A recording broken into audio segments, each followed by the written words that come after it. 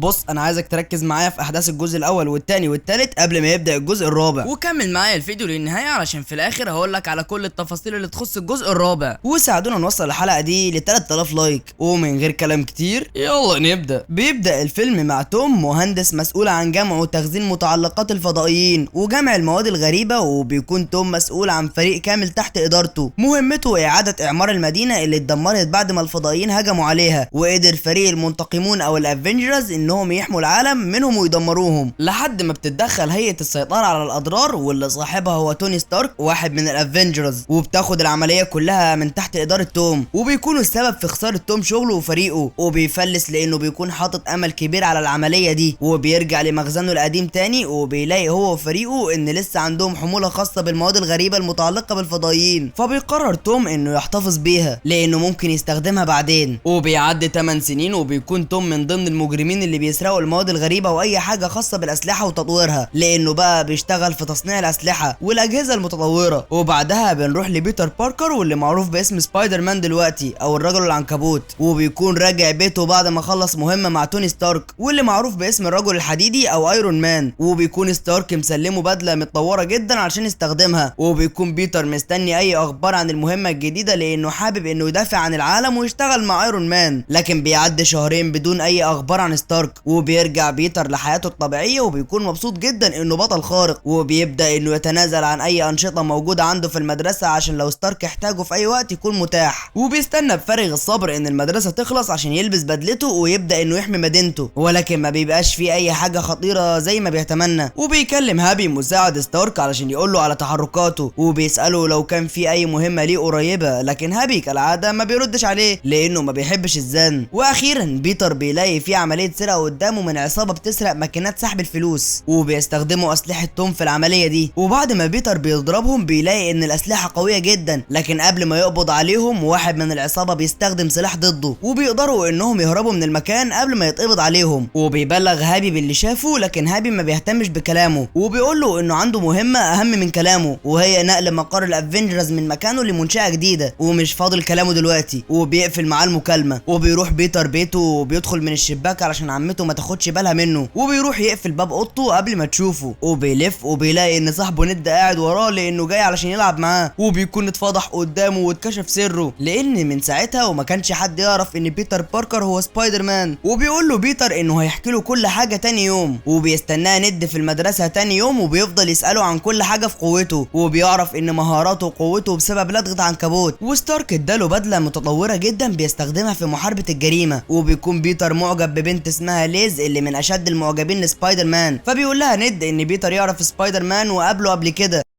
فبيحاول بيتر انه يعتم على الموضوع وبيقول لهم انه مش صديقه، فبيتدخل زميله فلاش اللي بيحب يرخم عليه وبيقول له ان ليز عامله بالليل حفله في بيتها، فممكن هو يجي ويعزم سبايدر مان وساعتها ممكن يصدقوا كذبه. وبيقرر بيتر انه يروح الحفله مع ند، وبيقابله هناك زميلتهم ام جي اللي مش طايقه المدرسه ولا الحفله ومع ذلك موجوده لانها مش عايزه تزعل ليز منها. وبيكون بيتر بيجهز نفسه على سطح البيت علشان يظهر كسبايدر مان، لكنه بيشوف انفجار من بعيد فبيتحرك على مكان الانفجار، وبيبقى في ناس بتبيع اسلحه متطوره جدا وبيجربوها الاول، فبيحاول انه يقبض عليهم لكن بيتضرب بسلاح قوي جدا بيحدفه لاخر الدنيا، وبتهرب العربيه لكنه بيفضل وراها، وبيحاول واحد فيهم انه يضرب بيتر بالسلاح اللي معاه لكنه بيغلط بسبب قوه ارتداد السلاح، وساعتها بيقع من ايده في الشارع. وبيتصل السواق بتوم علشان يبلغه ان سبايدر مان بيطاردهم، وقبل ما بيتر يهجم على العربيه بيكون توم وصل له وبيسحبه من رجله وبيطير بيه بفضل الآلة اللي هو لابسها علشان هي بجناحات وقادر انه يطير بيها، وبيطلع بيه في السماء لحد ما بدله بيتر بتطلق باراشوت تلقائي لانه عدى ارتفاع معين، وبيقدر انه يفلت من ايد توم لكنه بيقع في الباراشوت بتاعه وبينزل في الميه وما بيقدرش انه يطلع لحد ما بيجي ايرون مان وبينقذه بنفسه من الموت، وبيساله عن اللي حصل وبيحكي له بيتر كل اللي حصل، فبيفهمه ستارك انه لو واجه اي خطر يتصل بهابي ويبلغه وهو هيتصرف، غير كده يبعد عن اي مشاكل كبيره ممكن تقضي عليه. وبيشكره بيتر انه جاله بنفسه ويساعده، فبيقول له ايرون مان انه ما جاش اصلا، وان بدلته الحديديه مزوده بحساس خطر وبتتصرف على اساسه، وان هو اصلا في الهند وبيكلمه من هناك، وده من خلال البدله. وبتسيبه البدله وبترجع لمقرها تاني، واثناء رجوع بيتر لبيته بيلاقي السلاح اللي وقع من العربيه قدامه، فبياخده معاه وبيروح. وبيكون توم وصل المخبأ بتاعه وبيلاقي الشخص اللي كان السبب في انهم يتكشفوا، لانه مش مهتم بسلامه المكان ولا سريته، فبيرفدوا توم من المكان. بس الشخص ده بيهدده انه لو مشي هيروح لبيته ويفضحه عند مراته انه شغال في الاسلحه، فبيمسك توم سلاح من جنبه وبيضرب بيه على الشخص ده وبيحوله لرماد في ثواني، وبيبلغ شوكر اللي شغال عنده انه يروح يدور على السلاح اللي ضاع منهم. وبيكون بيتر بيحاول يفهم سبب قوه السلاح اللي لقاه، وبيفهم ان باقي مواد الفضائيين في حد بيستخدمها في الاسلحه علشان يخليها اقوى من كده. واثناء ما بيتر وند في المدرسه بيشوف بيتر 2 رجاله منهم اللي كان سايق العربيه اثناء المطارده امبارح، فبيفهم انهم وصلوا للمدرسه لان معاهم جهاز بيكشف مستوى الاشعاع الموجود في المنطقه، لانهم بيدوروا على حجر الفضائيين اللي موجود مع بيتر اللي موجود جوه السلاح. فبيقرب له بيتر وبيقدر انه يزرع جهاز تعقب على هدوم الشخص ده، وبيفضل هو وند مستنيين ان جهاز التعقب يستقر في مكان محدد، لكن الجهاز بيستقر بعيد عن المدينه اللي هم فيها. وبيفكر ازاي هيقدر يخرج من المدينه بموافقه عمته ومن غير ما هابي او ستارك يعرف انه لسه بيطارد الاشرار، فبيقرر انه ينضم للمسابقه المعموله في مدينه تانية، وبكده يكون عنده عذر لعمته والهابي بمغادرته للمدينه.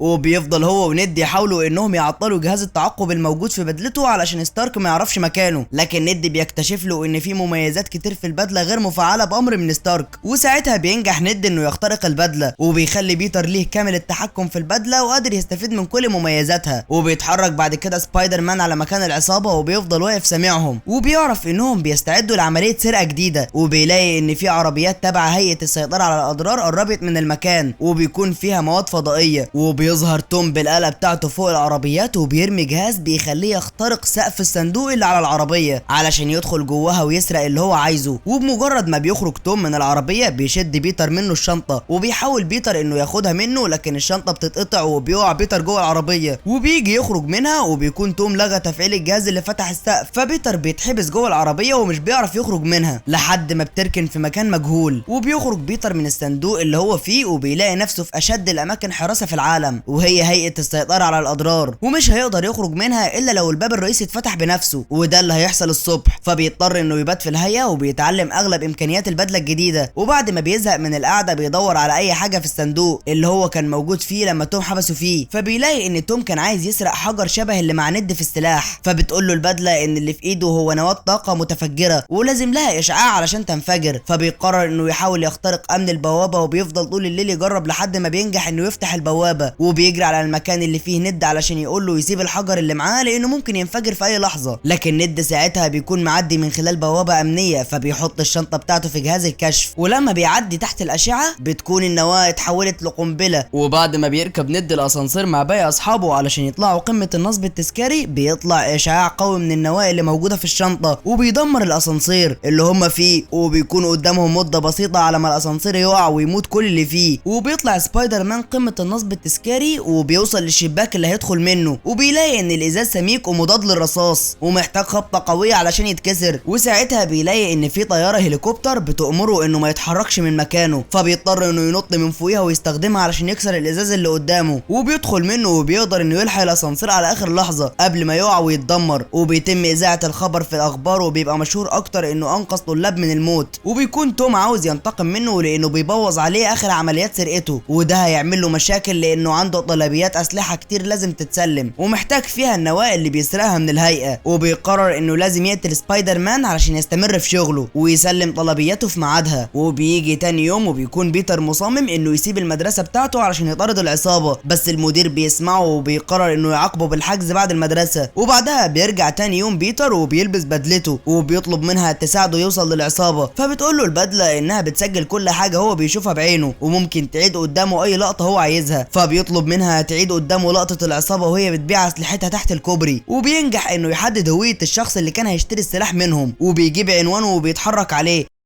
وبيساله على اي معلومات خاصه بالعصابه او بالراجل المجنح. فبيقول له الراجل ده انه ما يعرفوش ولا يعرف شكله، لكن اللي يعرفه ان اسلحتهم خطيره ومدمره، وانه ما يحبش ان الاسلحه دي تنتشر في المدينه، وان المجنح عنده صفقه اسلحه على عباره الساعه 11. فبيتحرك سبايدر مان عليها فورا، وبيشوف شوكر قدامه ومعاه توم اللي هو لسه ما يعرفش انه الراجل المجنح، وبيفضل مراقبهم من بعيد وبيخرج جهاز من بدلته وبيبعته لتوم علشان يفضل يراقبه. وبيروح ورا شوكر وبيلاقي ان شوكر بيسلم مفتاح عربيه مليانه اسلحه لتاجر تاني، فبيتدخل وبياخد المفتاح منهم وبيضربهم. وساعتها بنلاقي ان الاف بي اي بيكونوا موجودين علشان يقبضوا على المجرمين اللي على العباره اثناء التبادل. وبيكون توم بيراقب اللي بيحصل من بعيد، ومحضر البدله المجنحه بتاعته في عربيه من عربيات العباره، وبيلبس البدله بتاعته وبيبقى سبايدر مان شايفه وهو بيلبسها وبيكون عارف هويته. وبيبدا توم يهجم عليهم وعلى سبايدر مان مخصوص لانه عاوز يقتله. وبيفضل توم يضرب على بيتر بالسلاح اللي معاه لحد ما بيتر بياخده منه وبيرميه على العباره. وساعتها السلاح بيفضل يضرب لوحده وبيحاول بيتر انه يحتويه، لكن طاقه السلاح بتكون كبيره جدا لدرجه انها بتقسم العباره لنصين. وبيحاول بيتر انه ينقذ الموقف وبيهرب توم وشوكر من المكان. وبيقدر بيتر انه يستهدف نقاط القوه الموجوده في العباره وبيرمي عليها شباكه علشان يخليها متماسكه مؤقتا لحد ما العباره توصل للمينا وكل الركاب اللي عليها ينزلوا بامان. لكن بسبب قوه الميه اللي دخلت في العباره بتفشل خطته انه يسيطر على انقسامها، وبيحاول محاوله فاشله انه يلحق العباره بنفسه لحد ما بيتدخل ايرون مان وبيقدر انه يعيد لزق العباره مؤقتا. وبيتم اخلاء العباره من الركاب وبيسالوا بيتر لو كان ممكن يساعده في اي حاجه، فبيقول له ستارك انه كفايه اللي عمله الفتره اللي فاتت، وبيبان من صوته انه متضايق منه ومن طريقه بيتر مؤخرا. وبيكون توم في المخبأ بتاعه وبيفكر هيعمل ايه، وبيلجأ للمساعد بتاعه وبيطلب منه انه يخلص شغل على حاجه اسمها الختم الهوائي علشان يرجعوا اقوى من الاول. وبيكون بيتر قاعد متضايق بسبب فشله، وبيجي له ايرون مان وبيقول له انه كان ممكن يبقى سبب في موت حد. فبيقول له بيتر انه حاول يشرح له ويفهمه ان في اسلحه خطيره بتتباع في المدينه، لكنه رفض يسمعه وما اهتمش بيه، ولو كان مهتم بيه فعلا هيبقى موجود قدامه وما كانش هيبعت البدله بتاعته. لكن بيتر بيتفاجئ ان جيب نفسه علشان يساعده، وان هو اللي اتصل بمكتب الاف بي اي علشان يقبضوا على العصابه اثناء عمليه التبادل، وكان الموضوع هينجح لولا تدخل بيتر، ولو في حد مات كان هو اللي هيتحمل ذنبه باقي حياته. علشان كده لازم ياخد منه البدله لانها سبب في فرط حماسه اللي كان هيوقعه في مشاكل، وانه لو فاكر نفسه ولا حاجه من غير البدله يبقى البدله ملهاش لازمه لانه هيبقى فعلا ولا حاجه في الحالتين. وبياخد منه البدله وبيرجع بيتر بيته، وبتكون عمته مرعوبه عليه لانها بتتصل بيه طول اليوم وما بيردش عليها، وبيطمنها انه كويس. وبيرجع تاني بيتر طالب جامعي في مدرسته وما بيهتمش باي حاجه خاصه بالرجل المجنح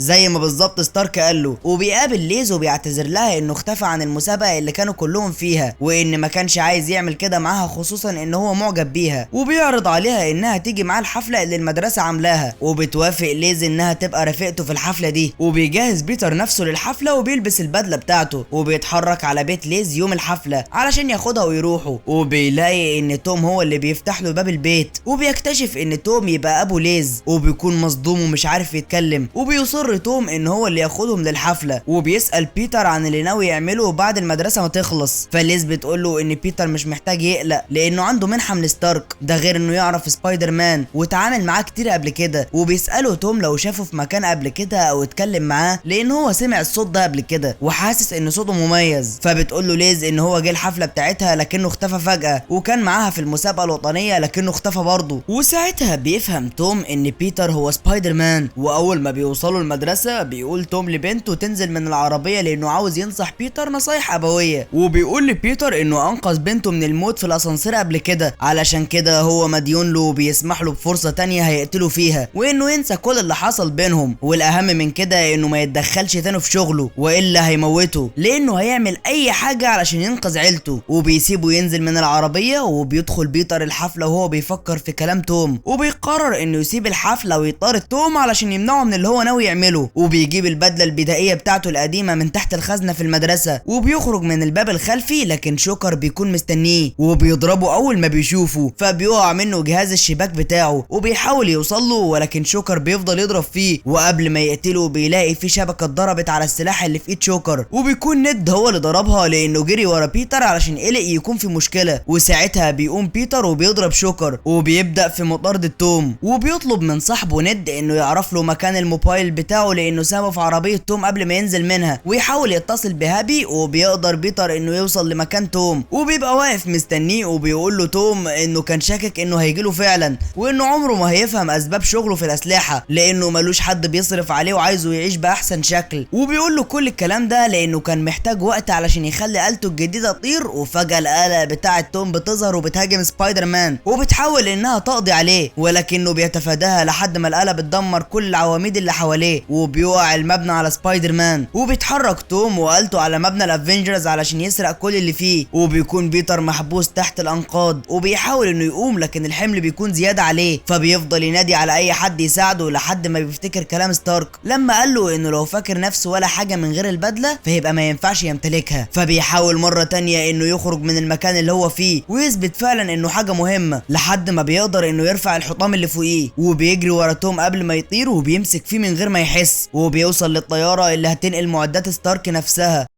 وبتكون ماشيه بالطيار الآلي. وبيوصل توم للطياره وبيقدر يدخل بسبب الجهاز اللي معاه، وساعتها بيحاول سبايدر مان انه يحرك الآلة من مكانها علشان يخلي الهواء يدخل جوه الطياره ويعرف هابي ان في حاجه غلط بتحصل. لكن توم بيشوف في كاميرا الطياره الخارجيه ان سبايدر مان بيحاول يحرك الآلة من مكانها علشان يخلي الهواء يدخل جوه الطياره، فبيخرج وبيلبس آلته علشان يقتل بيتر، وبيفضل بيتر يدمر في الطياره من بره علشان يضربه، وبيكون السبب في تدمير محركات الطياره وهبوطها على المدينه لحد ما بيقدر بيتر انه يخليها تتدمر على شط البحر وما تصيبش اي مباني او اماكن حيويه في المدينه. وبيكون توم اجنحته اتدمرت بسبب التدمير اللي حصل، لكنه بيصر انه يقتل سبايدر مان ويخلص عليه لانه السبب في كل حاجه حصلت له. وقبل ما يقضي عليه بيلاقي الصندوق اللي عايز يسرقه، فبيسيبه وبيروح ناحيه الصندوق وبيقرر انه ياخده ويهرب، لكن بيتر بيشوف ان اجنحته هتنفجر خلاص وتوم مش واخد باله لانه مسحول في الصندوق، وبيحاول يحذره لحد ما اجنحته فعلا بتنفجر، وبيجري بيتر عليه وبينقذه من الموت بعد ما آلته اتفجرت فيه. وبيرتب بيتر الصناديق بتاعه الطياره وبيحوطها بالشباك بتاعته، وبيربط توم فيها وبيكتب رساله لهابي انه قبض على الرجل المجنح واسف على تدمير طيارته. وبيكون بيتر مبسوط انه نجح، وبيروح بيتر تاني يوم للمدرسه بتاعته بعد ما الحفله انتهت، وبيلاقي ان ليز هتنتقل من المدرسه خلاص بعد اللي عمله والدها، وانه اتقبض عليه ومش عاوزها تكون موجوده في المدينه اثناء محاكمته. وبيجيله رساله على الموبايل انه يروح الحمام، وبيلاقي هابي مستنيه علشان يتاسف له على كل اللي عمله معاه، وبيقول له ان ستارك عاوز يقابله في مقر الافنجرز الجديد، وبيتحركوا سوا على ستارك، وبيقول له ستارك انه كان محتاج دفعه علشان يكتشف نفسه وقوته الحقيقيه بعيد عن البدله وامكانياتها، وانه دلوقتي بقى مستعد يبقى عضو رئيسي في فرقه الافنجرز، وان في اكتر من 50 صحفي مستنينه ورا الباب علشان يعملوا معاه سبق صحفي بخصوص اللي عمله. بس بيتر بيشكره وبيقول له انه مكتفي يبقى سبايدر مان الغلبان اللي بيحارب الجريمه في الحي بتاعه، وبيكون بيتر بيعمل كده لان فاكر ان ده اختبار من ستارك وان مفيش اي صحفيين ورا الباب. وبعد ما بيمشي بيظهر ان كان في صحفيين فعلا عايزين يعملوا معاه لقاء، وبيطلع ستارك يقول لهم اي حاجه غير ان سبايدر مان اعتذر عن اللقاء. وبيرجع سبايدر مان بيته وبيلاقي ان ستارك سايب له البدله بتاعته في السرير، واول ما بيلبسها بيلاقي عمته واقفه وراه وهي بتصرخ لانها عرفت ان هو سبايدر مان. ويلا بينا نبدا الجزء الثاني. بيبدا الفيلم وبنشوف بيتر باركر وهو في المدرسه وقاعد مع صاحبه نيد، وبيكونوا بيحاولوا يخططوا بطريقه يصارح بيها بيتر ام جي لانه بيحبها، فبيقرر في النهايه انه يعترف لها بحبه وهم رايحين رحلتهم لاوروبا. بعد كده بيروح بيتر مع عمته لحفله خيريه، بس بيحضر الحفله كسبايدر مان، وده لان سبايدر مان ليه معجبين كتير جدا، وبكده في ناس كتير هتتبرع علشانه، وبتكون الجمعيه بتجمع الفلوس بهدف مساعده الناس اللي اتشردوا في العالم كله. وبعد شويه بيجي هاب الحفله علشان يتبرع بنص مليون دولار، وطبعا دي كلها فلوس من شركه ستارك اللي كان صاحبها توني ستارك المتوفي دلوقتي. وبعد ما بتاخد منه ماي الشيك بتسيبه مع بيتر علشان يقول لبيتر ان نيك فيوري عايز يكلمه لكنه مش بيرد عليه، فبيحاول بيتر يهرب منه وبيقول له انا هكلمه، وبيسيبه وبيمشي. وبيكون بيتر مقرر فعلا انه هيكلمه، ولكن بعد ما يرجع من رحلته في اوروبا. بعد كده بيلبس بيتر ماسك سبايدر مان وبيرجع الحفله مره تانية، لكن بيقابل عدد كبير من الصحفيين اللي كانوا حاضرين الحفله، وبيفضلوا يسالوه هيعمل ايه ومين هيكون خليفه توني ستارك الجديد واسئله كتير من النوعيه دي، وده كله بيوتر سبايدر مان طبعا، فبيسيبهم وبيمشي. وبيكون متضايق متضايق جدا بسبب المسؤوليه الكبيره اللي شالها بعد موت توني ستارك. بعد كده بيرجع البيت علشان يجهز نفسه للرحله بتاعه اوروبا، وبتجيله عمته وبتقول له ياخد بدله سبايدر مان معاه علشان لو حصلت اي حاجه، لكن بيتر بيرفض لانه بيكون عاوز يقضي فتره حلوه ويتبسط بعيد عن الحروب والابطال الخارقين. وبعد كده بيركب الطياره وبيكون في الطياره بيتر وند وام جي وكل زمايلهم تقريبا، وبيكون بيتر عايز يقعد جنب ام جي علشان يتكلم معاها، فبيقوم ند علشان هو يقعد مكانه لكن بيفشل، وبيقعد بيتر في الاخر جنب مدرس من المدرسين بتوعه، وبتقعد ام جي جنب واحد زميلهم اسمه براد. اما ند فبيقعد جنب بيتي اللي كان معجب بيها. وبعد رحله طويله بيوصلوا لاول بلد المفروض ان هم يزوروها وهي ايطاليا، وفي تفتيش المطار بيتر بيتفاجئ ان عمته ماي برضه حطت له البدله بتاعت سبايدر مان وسط الهدوم وهو مش واخد باله. بعد كده بيروحوا على فندق علشان يقعدوا فيه، وبيروح بيتر يشتري سلسله الام جي على شكل زهره لان هي بتكون بتحب الزهره دي جدا. بعد كده بيروح يتكلم مع ام جي لكن مش بيقول لها اي حاجه ولا بيلحق اصلا لانه بيحس بخطر قريب منه، وبيفضل يبص على مكان مجرى الميه لانه بيحس ان الخطر جاي من هناك. وفجاه وبدون مقدمات بتتحول الميه دي لوحش ضخم جدا وبيفضل يكسر في اي حاجه تقابله في سكته. اما بيتر بتكون عنده مشكله تانية اكبر من كده، وهي انه سايب البدله بتاعته في الفندق، وبكده مش هيقدر يعمل اي حاجه لان زمايله موجودين وهيعرفوا وقتها انه لو عمل اي حاجه ان هو سبايدر مان. فبيفضل يحاول يهرب من الوحش وخلاص من غير ما يعمل له اي حاجه. ووسط ده كله بيجي شخص طاير ووشه مش بيكون باين وبيفضل يضرب في الوحش وبيحاول انه يسيطر عليه. اما بيتر فبيلبس ماسك كده مضحك زي بتاع الحفلات بتاعه التنكر، وبيقول للبطل اللي بيضرب وحش الميه ده انا ممكن اساعدك، وبيطلب منه البطل انه يحاول يبعد الوحش عن قنوات الميه علشان ما تزيدش قوته. وفعلا بيساعده بيتر والموضوع بيعدي على خير ومحدش بيتاذي والدنيا بتستقر. وبعد الحادثه دي محدش بيكون عارف مين البطل اللي قدر يهزم وحش الميه، والناس كلها بتحاول تدور وتعرف مين ده. ففي الاخبار بيسموه الرجل الغامض او ميستيريو، ودي كلمه معناها الغامض ولكن بالايطالي لان الحادثه حصلت في ايطاليا. المهم بيبداوا بيتر وزمايله يجهزوا نفسهم علشان يسافروا باريس، وبيقرر بيتر انه هيدي السلسله لام جي في باريس. ولما بيروحوا الاوضه هو وند في مخدر بيضرب ند، وساعتها بيتر بيلاقي نيك فيوري في وشه، ونيك مش بيسيب فرصه لبيتر يتفاجئ وبيخش في الموضوع على طول، وبيقول له انا جاي لك لان في احداث غريبه بتحصل اليومين دول في العالم كله، وانا واثق ان اكيد في وراها سر، اصل ما ينفعش يبقى في وحش من الميه. وبيعرفوا كمان ان في اعصار حصل في المكسيك، وبرضه كان مش اعصار عادي لانه كان وحش من الرمله، وبسبب الوحش ده في قريه كامله في المكسيك اتدمرت. وبيقول له كمان ان كل الشهود قالوا برضه ان الاعصار ده كان بشكل وحش وليه وش، وطبعا دي اكيد كلها حاجات غريبه ومش طبيعيه. وبعد ما خلص نيك الاخبار الوحشه اللي جاي يقولها لبيتر بيطلب منه يلبس بدلته بسرعه ويجي معاه، هو ده اللي بيحصل فعلا، وبيبداوا يتحركوا سوا علشان يروحوا مكان سري تبع نيك فيوري. وهم في الطريق بيدي نيك بيتر نضاره توني ستارك اللي كان موصي ان بيتر ياخدها، وفعلا بياخدها منه بيتر. وبعد كده بيوصلوا للمكان السري بتاع نيك فيوري، وهناك بيتفاجئ بيتر بميستيريو وبيعرف انه انسان عادي جدا زينا ولكن من عالم موازي، واسمه كمان بالمناسبه مستر بيك. فبيفهم بيك بيتر وبيقول له اللي حصل كله، وبيقول له كمان ان في العالم الموازي بتاعه هجم عليهم هناك وحوش كتيره جدا اتكونت من العناصر الطبيعيه الاربعه، الميه والارض والنار والهواء، وانهم دمروا العالم بتاعه وقتلوا كل اهله. بعد كده هربوا وجم على الارض علشان يدمروا العالم كله، وبيك جه وراهم علشان يلحقهم قبل ما يدمروا عالم تاني. وبيقول له بيك ان هو دلوقتي قدر يهزم 3 وحوش منهم، وهم وحش التراب والميه والهواء، ومش باقي بس غير النار، ويعتبر ده اقوى واحد فيهم لانه بيستمد قوته من الحديد، وكل ما بيستحوذ على حديد اكتر بتزيد قوته اكتر واكتر، وصعب جدا ان هو يواجهه لوحده. وبيقول له كمان ان الاقمار الصناعيه حددت مكان وحش النار وهو موجود في مكان اسمه براج، لكن دي بتكون مشكله بالنسبه لبيتر لانه بيتر عايز يكمل رحلته ويروح باريس علشان يعترف لام جي هناك بحبه. فبيقرر انه ينسحب من المهمه وبيعتذر منهم وبيسيبهم وبيمشي على طول من غير ما يستنى حتى منهم كلمه. والغريب ان نيك فيوري مش بيعترض هو كمان نهائيا، وكمان بيبعت معاه واحد من فريقه اسمه ديمتري علشان يوصلوا الفندق بتاعه. وفعلا بيرجع بيتر على الفندق، وتاني يوم بيكونوا متجهزين نفسهم علشان يروحوا باريس، لكن المدرس اللي معاهم بيقول لهم ان الشركه السياحيه اللي طالعين معاها الرحله غيرت برنامج الرحله بالكامل وانهم دلوقتي هيروحوا على براك مش باريس. فبيفهم بيتر ان طبعا نيك فيوري هو اللي عمل كده علشان يكون جنبه في براج ويساعده. والمفاجاه ان كمان الباص اللي بيوصل عشان ينقلهم بيكون السواق بتاعه هو ديمتري. فبيركب بيتر معاهم هو مغلوب على امره ومش عارف يعمل ايه، وهو قاعد بقى بيقرر يجرب النضاره بتاعه توني ستارك. فبيكتشف ان هي مش نضاره عاديه ولكن هي بتقدر تخترق اي نظام حمايه تابع لتوني ستارك، وليها حق الوصول لكل البرامج بتاعه شركه ستارك وانظمه حمايتها كمان. يعني باختصار كده تقدر تهكر اي جهاز متصل بحاجه ليها علاقه بتوني ستارك. المهم بيوصل بيتر مع زمايله للنمسا علشان يريحوا هناك ويكملوا مشوارهم لبراغ. وفي النمسا بيجي ديمتري وبيدي لبيتر بدله جديده غير بدله سبايدر مان، وبيكونوا مجهزينها له علشان لو حصلت اي حاجه يكون لابسها تحت الهدوم واصحابه ما يشكوش ان هو سبايدر مان. فبيبدا بيتر ان هو يقيس البدله، ولكن فجاه بيدخل عليه براد صاحبه وهو عريان وافتكر ان هو بيخون ام جي. فبيحاول بيتر يشرح له لكن براد مش بيهتم وبيصوره وبيقول له ان هيبعت الصور دي لام جي. لكن بيتر بيقرر انه يتصرف وفعلا بيلبس نظاره توني ستارك وبيقدر يخترق تليفونه. ولما النظاره بتساله هو ده الهدف بيقول لها فبتبعت طياره من القمر الصناعي علشان تقتله. فبيتصدم بيتر من رد فعلها وبيقول له الركاب بصوا معزه بتطير، ولما بيبصوا بيطلع بسرعه وبيفجر الطياره. وبعدها بيقول للنضاره يخرب بيت اهلك انا بس عايز امسح صوره صغيره، وفعلا بتمسح الصوره. وبعد ما بيخلصوا قعدتهم في النمسا بيكملوا مشوارهم واخيرا بيوصلوا لبراغ. واول ما بيوصلوا لبراغ بيتصل نيك فيوري على بيتر عشان يقول له على كل المستجدات. بعد كده بيروح بيتر على مكان سري بتاع نيك فيوري وبيقابل هناك ميستيريو وبيبداوا يحطوا خطتهم اللي هيهزموا بيها وحش النار. وبتكون اهم جزئيه في الخطه انهم لازم يبعدوا الوحش عن اي مكان فيه نار او حتى فيه معدن، وده باختصار لانه لو قرب من المعدن او النار حجمه هيزيد، ولو حجمه زاد عن اللزوم هيمتص طاقه كبيره جدا من لب الارض، ولو ده حصل يبقى عليه العوض ومنه العوض محدش هيقدر يوقفه. ولما بيجي اليوم اللي متفقين عليه ان هم ينفذوا العمليه بيصر بيتر انه يودي اصحابه الاوبرا علشان يكون مطمن عليهم بعيد عن اي خطر. وفعلا بيروحوا كلهم هناك وام جي بتطلب من بيتر انه يقعد جنبها وبيوافق وبيفرح، بس اول ما بتقعد هي بيمشي بيتر. لكن اول ما بيمشي بتقول بيتي لند انها مش عايزه تقعد في الاوبرا وعايزه تروح الكرنفال، ورغم ان ند عارف ان صاحبه بيتر هيعمل عمليه خطيره في الكرنفال ولكن مش بيقدر يرفض لها طلب. وبيروحوا على الكرنفال فعلا، وكمان ام جي بتكون في الكرنفال وبتفضل تدور على بيتر لكن مش بتلاقيه. ووسط كل ده بيظهر وحش ضخم جدا من النار وبيكون بيتر وميستيريو بيتواصلوا مع بعض علشان يوقفوه، وفعلا بيفضلوا بيتر وميستيريو يحاولوا يوقفوه ولكن بيفشلوا، وند وبيتي بيندهوا على بيتر عشان ينقذهم. واول ما بيرمي الشبكه بتخبط في حاجه مخفيه وبتطير عند ام جي اللي بتكون مستخبيه، بس بيتر ما بيهتمش من الحاجه دي وبينقذهم. والوحش عمال حجمه يكبر اكتر واكتر لانه بيلمس معدن كتير جدا لحد ما بيقرر ميستيريو يخترق الوحش ويدمره، وفعلا بيجمع كل قوته وبيطير وبيخترق الوحش وبيقدر يهزمه بكل سهوله. وكده بتكون المهمه نجحت. وبيجي نيك فيوري وبيروح لبيتر وبيقول له ان ده مش اخر خطر هيهدد الكوكب، وانه بيجمع فريق جديد زي الافنجرز عشان يحمي الارض، وانه ضم ميستيريو للفريق. وبيطلب من بيتر انه ينضم للفريق هو كمان زي ما كان عضو في الافنجرز، لكن بيتر مش بيديله كلمه اكيده لان هو نفسه بيكون متردد جدا لانه محتار بسبب انه نفسه يعيش كمراهق عادي وفي نفس الوقت لازم يحمي الكوكب، فمش بيكون عارف يعمل ايه. فبيجيله ميستيريو وبياخده يقعدوا في مكان يتكلموا مع بعض، وهما بيتكلموا وبيرتاح له بيتر اكتر وبيحس انه شخص كويس، فبيقرر يوري له نضاره توني ستارك وبيقول له خد جربها كده. وفعلا بيجربها ميستيريو، وفي اللحظه دي بيقول له بيتر انه نقل له ملكيه النضاره وانها بقت بتاعته لانه يستحقها اكتر منه، وانه حاسس ان توني ستارك مديها له علشان يديها للشخص المناسب مش ياخدها هو. فبيتاثر جدا ميستيريو بكلام بيتر وبعدها بيسلموا على بعض، وبيمشي بيتر من المكان وبيكون فاكر ان هو عمل حاجه صح جدا. واول ما بيمشي بيتر من المكان كله بيتغير وبيطلع ان المكان ده كان مجرد خدعه. فبيضحك ميستيريو وبيقول لكل الموجودين مش قلت لكم هقدر اخد منه النضاره بكل سهوله. وبنعرف ان كل اللي كان بيحصل ده ما كانش الا خدعه من ميستيريو ومفيش عالم موازي ولا وحوش ولا اي حاجه. وبنعرف كمان ان ميستيريو وكل اللي قاعدين هنا دول بيساعدوه هم كانوا موظفين عند توني ستارك، وتوني طردهم زمان وكان هدفهم بس انهم ياخدوا نضارته علشان يقدروا يوصلوا لانظمه ستارك كلها وياخدوها ليهم. وكمان بنعرف ان الوحوش دي هي مجرد اجهزه درون بتعرض الكلام كله كصوره مش اكتر. فبيجي ميستيريو وبيقفل الصوره وبيبان انه هزم الوحوش علشان يكون بطل في نظر الناس لان الناس بتصدق اي حاجه بتشوفها بعينيها. وعلى الناحيه التانيه بيوصل بيتر الفندق وهو لسه مصدق انه عمل حاجه صح، وبيقابل ند اللي بيقول له خلاص الرحله خلصت وهيرجعوا بيوتهم تاني، وده لان الاهالي بعد الاحداث اللي حصلت قلقوا على اولادهم وقرروا يرجعوا. وبيكون بيتر مضطر انه يعترف لام جي بحبه دلوقتي لان مفيش وقت تاني هيشوفها فيه، وفعلا بيروح لها لكنه مش بيلحق يقول لها اي حاجه لانها بتفاجئه لما بتقول له انا عرفت انك سبايدر مان. فبيتلخبط بيتر جدا وبيحاول يكدبها وبيقول لها انا مش سبايدر مان، لكن هي بتكون مصره على كلامها وواثقه جدا. وعلشان تثبت له بتطلع جهاز غريب وبتقول له الجهاز ده عليه شبكه سبايدر مان، ولما سبايدر مان كان في المعركه لحظتها انت اختفيت فده معناه انك سبايدر مان. فبياخد منها بيتر الجهاز علشان يشوف ايه ده، فبيكتشف انه جهاز بيعرض هولوجرام، وبيشوف قدامه وحش من الوحوش الاربعه، وبيكون ميستيريو بيحاربه وبيهزمه، وبيكون الجهاز يقدر يعرض اي حاجه علشان توهمك ان في حاجه حقيقيه قدامك، لكن في الحقيقه هي مجرد صوره من الهولوجرام وبس. فبيربط هنا بيتر الاحداث ببعض، وبيفهم ان ميستيريو كان بيخدعهم وطول الوقت ده علشان بس ياخد النضاره. وهنا بيعترف لام جي انه فعلا سبايدر مان، وبيقول لها لازم نلاقي حل لانه واضح اني اتنصب عليا. وعلى الناحيه التانيه بيكون ميستيريو بيتدرب وبيحاول يعمل عرض تاني من عروضه علشان يجي في الاخر ينقذ كل حاجه والناس تعتبره البطل كالعاده. بس وهو شغال بيكتشف ان في جهاز من اجهزه الهولوجرام بتاعته ناقصه، وبيعرف عن طريق التتبع اللي في الجهاز ان الجهاز مع بيتر باركر، فبيبدا يجهز نفسه علشان يقتل سبايدر مان نهائيا قبل ما يقول لنيك فيوري حاجه. وعلى الناحيه التانيه بيكون بيتر بيحاول يروح لنيك فيوري، لكن بيظهر له ميستيريو وبيفضل يوهمه حاجات غريبه، وبيعرض له اسوأ كوابيسه قدامه، ومنها ان ايرون مان رجع من الموت وقال له انت خيبت ظني فيك. وبرضه من ضمن الكوابيس انه بيشوف العالم وهو بيتدمر ومش قادر يعمل له حاجه. ووسط كل ده بيجي له نيك فيوري وبيقتل ميستيريو، وبيروح لبيتر وبيقول له انت بلغت مين باللي عرفته؟ فبيقول له بيتر بلغت نيد وام جي بس. فبيقول له نيك تمام جدا. وفجاه بيتحول نيك فيوري لميستيريو، وبنكتشف ان نيك ما جاش ولا حاجه، ولكن دي كانت خدعه من ميستيريو علشان يعرف مين عارف حقيقته ويخلص عليه. بعدها بياخد بيتر وبيرميه تحت القطر، لكن بيتر بيلحق نفسه ومش بيموت. ولما بيفوق في القطر بيلاقي نفسه وصل هولندا، وهو في هولندا بيكلم هابي على طول وبيطلب منه يجي ياخده. وفعلا بيجي له هابي وبيعرفه بيتر بكل حاجه حصلت معاه، فبيساعده هابي وكمان بيصمم له بدله جديده علشان يقدر يخلص بيها على ميستيريو. ولما بيشوفوا هابي وهو شغال مع الاجهزه بيشوف قدامه توني ستارك، وبيعرف ان بيتر هو اللي هيكون خليفه توني ستارك. اما بقى ميستيريو بيكون مقرر يروح يعمل عرض جديد في لندن، ولندن بالتحديد لان فيها اصحاب بيتر اللي عارفين حقيقته، وفي وسط العرض بتاعه هيخلص على اصحاب بيتر، وساعتها الناس هيفتكروا ان الوحش هو اللي موتهم، وبعدها يجي هو وينقذ الوضع كالعاده علشان نيك فيوري يثق فيه اكتر. لكن لسوء حظه بيكون هابي بيبلغ نيك برساله مشفره على حقيقه ميستيريو، ولكن نيك بيقرر يكمل تمثيل على ميستيريو علشان يحسسه ان لسه مصدقه عادي وكانه لسه معرفش حاجه عن حقيقته. وكمان بيجي هابي ومعاه سبايدر مان، وبيكون سبايدر مان فهم اكتر عن خدع ميستيريو، فبيقرر انه يخترق الوحش ويدمره لانه كده مش هيقدر يأذيه لانه مجرد هولوجرام. اما هابي فبيروح يلحق صحاب بيتر، وبيتر بيعرف يخترق الوحش وبيدمر كل الاجهزه اللي جواه اللي بتعرض الصوره، وساعتها بيقدر يدمر الوحش بكل سهوله وبتنجح خطته. وبيحاول ميستيريو كتير يصطاده ويقتله لكنه بيفشل، فبيروح سبايدر مان لميستيريو علشان ياخد منه النضاره، لكن ميستيريو ما بيزهقش وبيفضل يحاول يخدعه، لكن بيكون بيتر فهم خلاص ومش بيقدر يتخدع، فبيوصل له وبياخد منه النضاره. لكن ده ما بيكونش ميستيريو الحقيقي، لان ميستيريو الحقيقي بيظهر جنب بيتر وبيرفع عليه السلاح، لكن بيتر بيكون متوقع كده وبيقدر يهزمه، وميستيريو بياخد انفاسه الاخيره خلاص وبعدها بيموت. بعد كده بيروح بيتر لام جي وبيديها السلسله وبيعترف لها بحبه، وبياخدها وبيفضل يطير بيها في المدينه. ولكن الاوضاع مش بتهدى على كده، لان هو وسط الاحتفالات دي كلها بيشوف الاخبار واللي بتكون معروضه على شاشه كبيره جدا في وسط المدينه، وبيظهر فيديو الميستيريو وكان مصوره قبل ما يموت، وبيقول في الفيديو انا اسمي بيك وسبايدر مان هاجمني وقتلني من غير سبب، وانا طالع من القبر اقول لكم ان سبايدر مان هو شخص اسمه بيتر باركر. وبتكون دي اول مره الناس تعرف فيها ان بيتر باركر هو سبايدر مان، ومش عارفين هيتعاملوا ازاي مع الوضع ده لان الناس عرفته ولكن كقاتل مش كبطل. واخر حاجه بنشوفها وهي ان نيك فيوري ما كانش على الارض اصلا، ولكن كان باعت كائن فضائي مكانه يسلم بيتر النضاره بتاعه توني وكمان يتابع الاوضاع من هناك. ونيك فيوري بنفسه كان على سفينته بيصيف. ويلا بينا بقى نبدا في الجزء الثالث. بيبدا الفيلم في اللحظه اللي بيعلن فيها المذيع جيمس ان بيتر باركر يبقى سبايدر مان، وبيبقى خلاص كل الناس عرفت ان سبايدر مان يبقى بيتر باركر الطالب الصغير في السن. وبيروح بيتر عشان يلحق حبيبته ماري جي من سكان مدينه نيويورك اللي بيكونوا محوطينها بسبب انهم عارفين انها حبيبه بيتر اللي هو سبايدر مان، وبيبقوا كمان مفكرين ان سبايدر مان دمر كوبري لندن لما كان بيحارب شخصيه ميستيريو. وبيشيل بيتر ماري وبيهرب من الناس، لكن بيلاقوا نفسهم محاصرين بين طيارات الاخبار، فبينزلوا لسكه مترو الانفاق لحد ما بيقدروا اخيرا انهم يهربوا وبيرجعوا لبيت بيتر اللي بيكون عايش فيه مع عمته ماي واللي لسه منفصله عن حبيبها هابي. وبيشوف ماي وهابي خبر بيتر على التلفزيون، ولما بيحاول بيتر انه يصلح العلاقه ما بينهم بيلاحظوا ان طيارات الاخبار محاوطه البيت، وبيكون سبايدر مان ما عندوش اي حل تاني غير انه يستجيب لاوامر الحكومه ويسلم نفسه. وبيروح بيتر وماري وصاحبهم ند لاسم الشرطه، وبيتم استجوابهم بسبب انهم اصدقاء سبايدر مان اللي متورط في اعمال تخريب وخراب في المدينه. وبيدافع الاتنين عن بيتر واللي بيقدر انه يلاقي محامي شاطر عشان يشيل عنه التهمات، واللي بيكون راجل اعمى واسمه مات. لكننا كلنا بنبقى عارفين انه يبقى بطل خارق معروف باسم ديرديفل،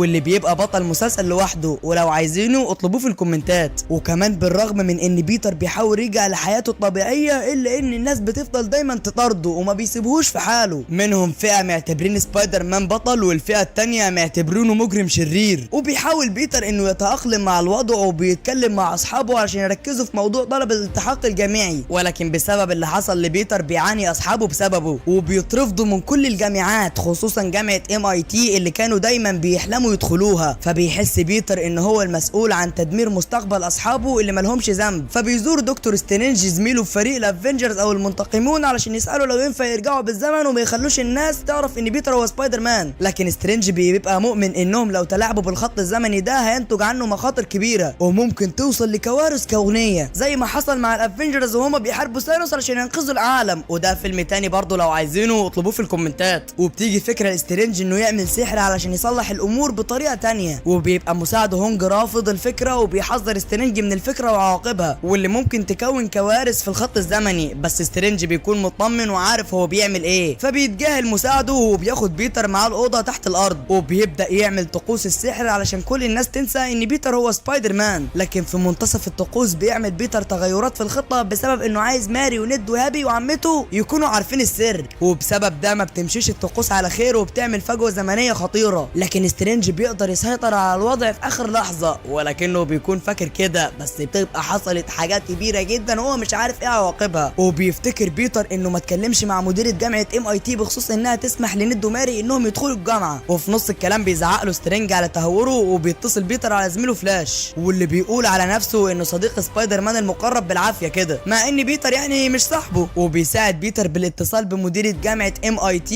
وبيقول له انها في طريقها للمطار، وبيروح لها بيتر وهي في عربيتها وسط الزحمه وبيتكلم معاها، ولكن حسته العنكبوتيه عنده بتشتغل وبيحس بخطر. ومره واحده بتظهر أزرق حديديه ضخمه من تحت الارض وبيهرب الناس من عربياتهم وهم على الكوبري. وفي لحظه واحده بيظهر اوتو المعروف بدكتور اوكتافيوس واللي كان في فيلم سبايدر مان القديم مع بطل تاني، واللي لو عايزينه هو كمان اطلبوه في الكومنتات. وبيشوف اوتو بيتر وهو لابس بدله سبايدر مان وبيحاول يهاجمه، وبيحاول بيتر انه ينقذ الموظفه لكن اوتو بيقبض عليه، وبتكون عربيه المدير على حافه الكوبري وبتقع، لكن بيتر بيقدر انه يلحق العربيه قبل ما تقع على الارض في اخر لحظه بيخيطوا العنكبوتيه وبيكتفوا اوتو تحت الكوبري، وبيقطع جزء من بدله سبايدر مان اللي مصنوع بتقنيه النانو تك واللي بتقدر انها تسيطر على اذرع اوتو الحديديه. وبيلوم اوتو بيتر على انه افسد عليه مخططاته وتجاربه، لكنه بيلاحظ ان بيتر اللي لابس بدله سبايدر مان مش هو بيتر اللي بيدور عليه، ومع ذلك بيقدر بيتر انه يتحكم في اذرع اوتو الحديديه بفضل تقنيه النانو تك، وبيقدر ينقذ المديره بيهم. وبتعترف المديره ان بيتر شجاع وبطل حقيقي، وبتقول له انها تتكلم مع الاداره بخصوص ضمه هو وند وماري للجامعه. وفجاه بتظهر كره حديديه على شكل بطيخه قرع على الكوبري وبتنفجر، وبيظهر نورمان اوسبورن واللي معروف بجوبلين واللي برضه كان في فيلم سبايدر مان القديم، بس ده بقى انا ملخصه وهسيب لك اللينك في اول كومنت. وبيكون نورمان راكب على جهاز الطاير وبيقدر اوتو انه يتعرف عليه.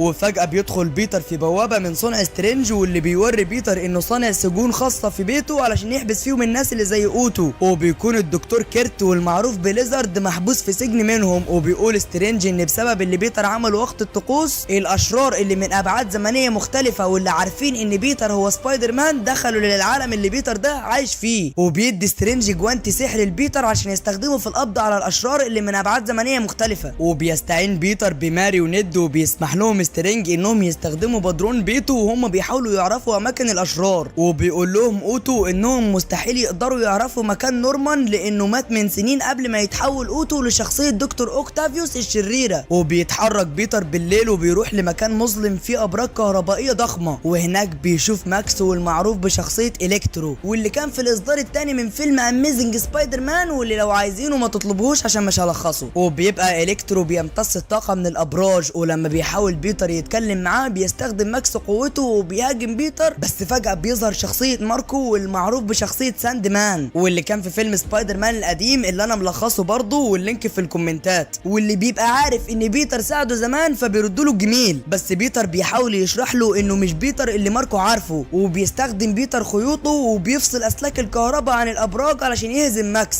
وبيتحول ماكس وبيرجع لشكله الطبيعي بعد لما الطاقة اللي في جسمه خلصت. وبيستخدم بيتر الجوانتي السحري وبيحبس ماكس وماركو في السجن اللي في بيت سترينج، وبيخرج نورمان من سيطرة جوبلين الشرير عليه وبيدمر القناع اللي كان لابسه وبيروح لمكان شغل ماي، واللي بتتصل على بيتر وبتقول له ان نورمان عندها، وبيشوفوا بيتر وهو قاعد مع ماي وبيقول له ان هو مش في مكانه وبيتكلم عن ابنه وهو حزين، وبيصعب على ماي وبتطلب من بيتر انه يساعده، وبيفضل المذيع جيمس يعمل تقارير عن سبايدر مان على البرنامج التلفزيوني بتاعه، وبيعرف من مساعدينه الاماكن اللي بيتر متواجد فيهم علشان يقبض على بيتر ويعمل معاه لقاء. وبيروح بيتر مع نورمان لبدرون بيت سترينج، وهناك بيشوف نورمان اوتو وبيقدر يتعرف عليه، وبيستغرب ماركو لان اوتو ونورمان ماتوا في العالم بتاعه، وبيقدر ليزارد انه يتعرف على ماكس وبيفتكر ماكس ليزارد بسبب اعماله الشريره وبسبب كمان تدميره لمدينه نيويورك اللي في العالم بتاعه لما كان بيحاول يحول الناس لوحوش زيه. وبيظهر دكتور سترينج ومعاه جهاز سحري واسمه ديكاتافاس واللي جواه تعويذه سحريه، والغرض من الجهاز ده هو ارسال الاشرار لعالمهم الخاص بيهم، لكن لما بيعرف بيتر انهم هيموتوا على ايد سبايدر مان اللي في عالمهم بيقول ان اكيد في طريقه تانية ممكن يصلحوا بيها كل حاجه من غير ما حد يموت. ولما دكتور سترينج ما بيقتنعش بكلامه بيسرق بيتر الجهاز منه وبيهرب بيه في الشوارع، وبيتحرك سترينج وراه وبيفصل روح بيتر عن جسمه، بس بيتر بيقدر يسيطر على جسمه وبيتفادى هجمات سترينج، وكمان بيقدر يرجع لجسمه وبيهرب من المكان، فبيستخدم سترينج قوته وبيدخل بيتر في عالم جواه مرايه، وبيحاول بيتر يقنعه انه ممكن يصلح الامور بطريقه مختلفه من غير ما يأذي الاشرار او يموتهم. ولما بيستنتج بيتر ان عالم المرايه عامل زي مجسمات الهندسيه بيقدر يستغل ده لصالحه، وبيربط سترينج بالخيوط بتاعته وبياخد الجهاز وبيخرج من عالم المرايه وبيسيب سترينج مربوط هناك، وبيعرض بيتر على اصحابه والاشرار خطه بديله واللي هيقدر بيها انه يخلي الاشرار ناس طيبين قبل ما يرجعهم للعالم بتاعهم اللي هيموتوا فيه. وبيسيب الجهاز مع ماري ونيد اللي معاه الجوانت السحري اللي بيقدر يفتح بوابات زمنيه، وبيروح بيتر مع الاشرار لبيت ماي عمته علشان يدور على المعدات المطلوبه لتنفيذ خطته، وبيوريهم بيتر الجهاز اللي صنعه الراجل الحديدي اللي كان معاه في فريق الافنجرز والمعروف باسم ايرون مان، والجهاز بيكون هيساعدهم، لكن ماكس بيبان عليه انه طمعان في قوه الطاقه اللي موجوده في الجهاز، وبمساعده نورمان بيصنع بيتر شريحه الكترونيه لاوتو علشان يقدر بيها انه يسيطر على اذرع اوتو الحديديه بدل ما هي اللي بتسيطر عليه، وبيرجع اوتو تقنيه النانو تك لبدله بيتر، وبيركب بيتر لماكس جهاز على صدره علشان يمتص الطاقه في جسمه وما يتحولش ويبقى الكترو الشرير، وفجاه بتشتغل حاسه العنكبوت عند بيتر وبيحس بخطر فبيرمي خيوط على نورمان واللي اتحول لشخصيه جوبلين الشريره تاني وعايز يدمر الخطه،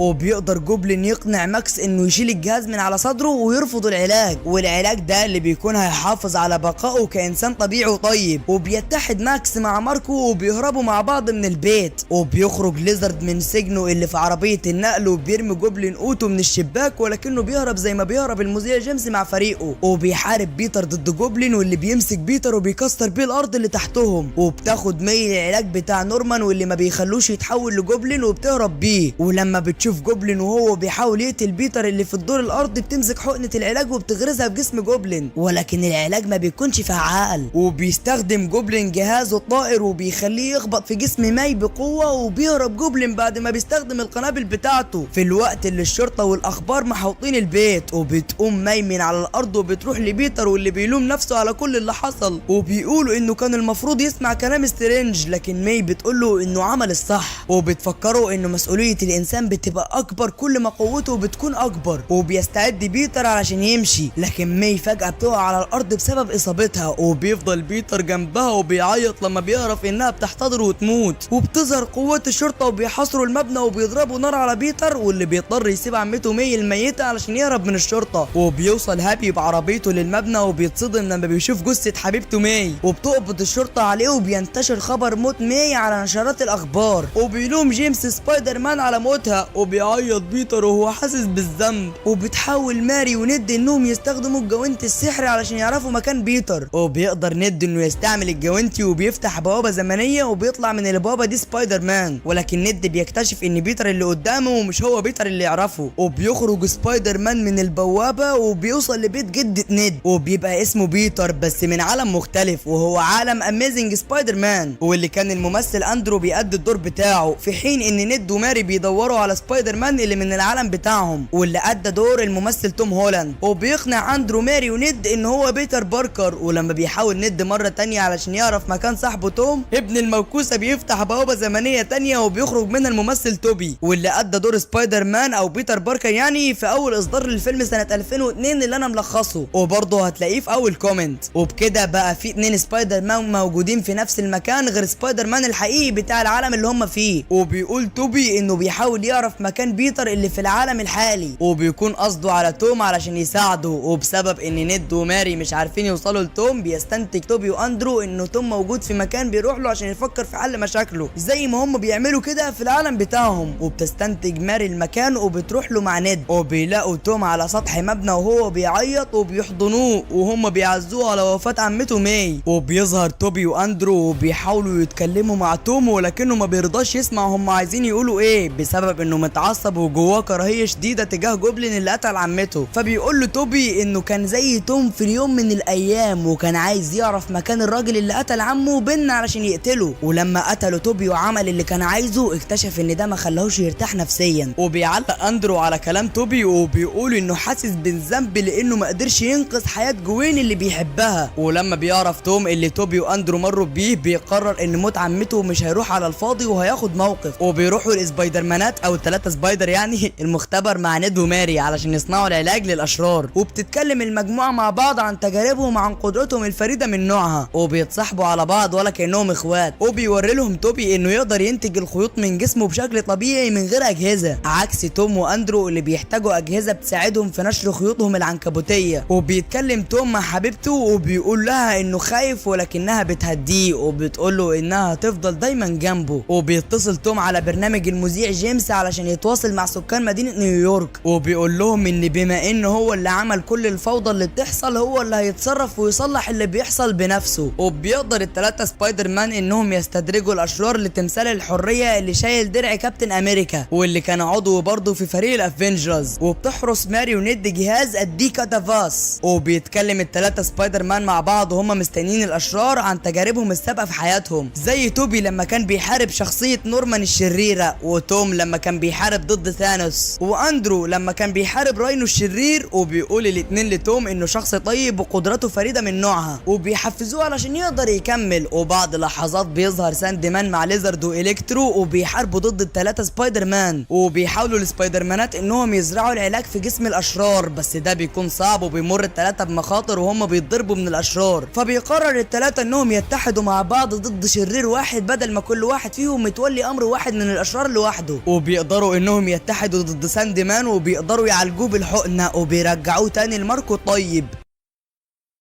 وبيوعدوه انهم هيرجعوه للعالم بتاعه علشان يبقى مع بنته. وبيتحرك ليزرد اتجاه ماري وند، ولما بيشوف البوابه السحريه مفتوحه وبيخاف الاتنين وبيهربوا من خلال البوابه وبيجروا على تمثال الحريه. وبيقدر توم انه يعالج ليزرد ويرجعه لدكتور كيرت، وبيبقى الكترو قوي جدا ومحدش قادر يوقفه، حتى هو شخصيا مش قادر يوقف نفسه. لكن اوتو بيظهر وبيشيل جهاز ايرون مان من على صدر الكترو وبيزرع العلاج مكان الجهاز. وبيرجع الكترو على هيئه ماكس طيب واللي بيكون نادم على كل حاجه عملها، وبيسامحوا اندرو على اللي حصل. بس كده فاضل شرير، ايوه هو ابن المجنونه جوبلين اللي بيظهر في السماء وهو طاير على جهازه وبيهاجم المجموعه بالقنابل. وبيقدر ند انه يخرج سترينج من عالم المرايه عن طريق الجوانت السحري. وبيشوف سترينج بنفسه وثلاثه سبايدر مان وهم متحدين وبيحاربوا جوبلين. وجوبلين بيكسر الارضيه اللي ماري واقفه عليها وبيخليها تقع من على ارتفاع عالي جدا لطريقها للموت. وبيحاول حبيبها توم انه ينقذها لكن جوبلين بيمنعه. وبيبص اندرو على ماري وهي بتقع وبيفتكر نفس الموقف اللي حصل لحبيبته جوين، فبينط من مكانه في الهواء بسرعه وبيلحق ماري من الموت على اخر لحظه. وبكده بيحس ان في حمل انزاح من على صدره لما عرف ينقذ حبيبه بيتر من عالم تاني. وبيستخدم توم قنبله من قنابل جوبلين وبيدمر بيها جهازه الطائر. وبيقع الاتنين على درع كابتن امريكا وبيحارب توم ضد جوبلين بكل غل وكراهيه علشان حصل لماي عمته. وبيجيب الجهاز الطائر علشان يقسم جسم جوبلين جوبلين نصين، لكن توبي بيظهر وبيمنعه في اخر لحظه علشان ما يعملش نفس الغلطه اللي عملها توبي. لكن فجاه بيطعن جوبلين توبي في ظهره وبيضحك ضحكه شريره لتوم، وهو بيغيظه ان ما عرفش ينقذ ماي عمته، فبيمسك توم حقنه العلاج وبيغرزها في جسم جوبلين، وبيختفي جوبلين الشرير من جسم نورمان بالكامل. وبيحس نورمان بالندم على انه اذى توبي واللي هو بيتر باركر من عالم نورمان. وفجاه بتظهر فجوه زمنيه ضخمه في السماء فيها اشرار كتير من عوالم مختلفه، وبيكونوا بيحاولوا يوصلوا للعالم الحالي علشان يدمروا سبايدر مان. وبيقول سترينج انه مش قادر يمنع الاشرار من انهم يعدوا من الفجوه، فبيطلب توم منه يعمل سحر ومش يخلي الناس تنسى ان بيتر بس هو سبايدر مان، لكن كمان ينسوا بيتر كانه ما كانش موجود في حياتهم. وده معناه ان حتى سترينج وماري ونيد وهابي كمان هينسوه وهيتمحي من ذاكرتهم. وللاسف بتبقى دي الطريقه الوحيده لتصليح كل الدمار اللي حصل. وبيحضن توم توبي واندرو وبيعتبروا بعضهم كانهم اخوات، وبيحضن توم ماري ونيد وبيقول لهم على اللي حصل وبيعيطوا لانهم مش هيعرفوه تاني وبيخسروه للابد. واخيرا بيرجع كل واحد للعالم بتاعه، وبيفضل جيمس يتكلم عن سبايدر مان بانتقاديه في البرنامج بتاعه زي ما كان بيعمل على طول، وبيقول ان سبايدر مان لو شجاع حقيقي يعرف الناس هو مين، وده معناه ان كل الناس فعلا نسيت مين هو بيتر باركر. وبيروح بيتر للكافيه اللي ماري شغاله فيه وبيشوفها مع نيد واللي بيكونوا لسه اصحاب، وتوافق على طلب التحقهم بجامعه MIT، بس بيكونوا مش عارفين مين هو بيتر صاحبهم من العالم التاني. وبيتكلم توم مع ماري وهو بيستلم منها القهوه وبيبتسم لها وهو عارف انها مش عارفه هو مين، وبيروح يزور قبر ماري اللي ماتت. وهناك بيشوف هابي واللي بيسأل توم هو عارف ماري ازاي، وبيقول له توم عن طريق سبايدر مان. وبيتكلم الاتنين مع بعض عن مي وعن انها ساعدت ناس كتير قوي في حياتها. وبيرجع توم لبيته وبيسمع اللاسلكي بتاع الشرطه عن طريق موبايله، والشرطه بيتواصلوا بيه مع بعض وبيتكلموا عن مواقع المجرمين في وقت ارتكابهم للجرائم. وبيستغل توم ده علشان يؤدي واجباته ويحمي سكان مدينه نيويورك وهو في هيئه سبايدر مان. والجزء الرابع من سبايدر مان هينزل يوم 31/7/2026، وهتكون الاحداث بعد 4 سنين على نهايه الجزء الثالث اللي احنا لسه ملخصينه دلوقتي، وبيكون العالم كله نسي بيتر باركر. فعلشان كده يا صديقي اشترك في القناه وفعل زر الجرس عشان اول ما ينزل الملخص تكون اول واحد تشوفه. وبس، صلى على النبي والسلام.